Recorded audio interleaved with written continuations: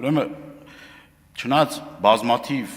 քաղաքացիական պայմանագիր խմբակցության падգամավորների համար ասել եմ առանձին, բայց հիմա այս ելույթս նվիրված է ձեզ,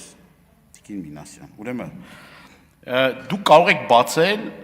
Armenpress-ին տված հարցազրույցը կառավարության, որով որ իմ ասածը հաստատվում է,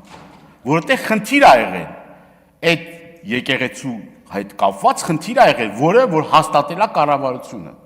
Բացի այդ, հանձնաժողովի նիստում արտաքին հարաբերությունների ես եւ իմ գործընկերները բազմաթիվ հարցեր ենք ուղղել արտաքին գործերի նախարարին, արտաքին գործերի նախարարը մինչ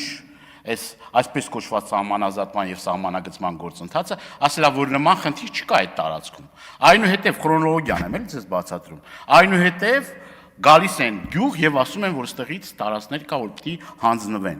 Դրանից առաջ քարտեզների մասին է խոսք եղել 20-30-ականների, որով այդ ամբողջ տարածքը Հայաստանի Հանրապետության տարածքում է գտնվել։ Գրեթե 31000 քառակուսի կիլոմետր տարածք։ Այնուհետև գյուղացիները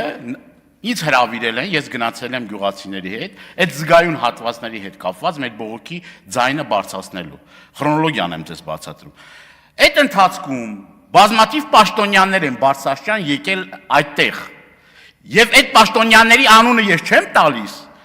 միայն ու միայն մի պատճառով, որովհետև իմ բարոյականությունը թույլ չի տալիս այդ մարդկանց անունները հնչեցնել, որ այդ մարդիկ էլ են ասել, որ այստեղ խնդիր կա։ Այո, մինչև հիմա էլ ոսկեպարի հատվածում խնդիր կա։ Իգիտություն ձեզ։ Կա այդ խնդիրը։ Թող գան ստեղից ասեն, որ չկա այդ հատվածում խնդիր։ Այդ հատվածում խնդիր կա։ Եվ եթե մենք պայքարել ենք, այդ իմ պայքարը չի եղել։ Այդ իմ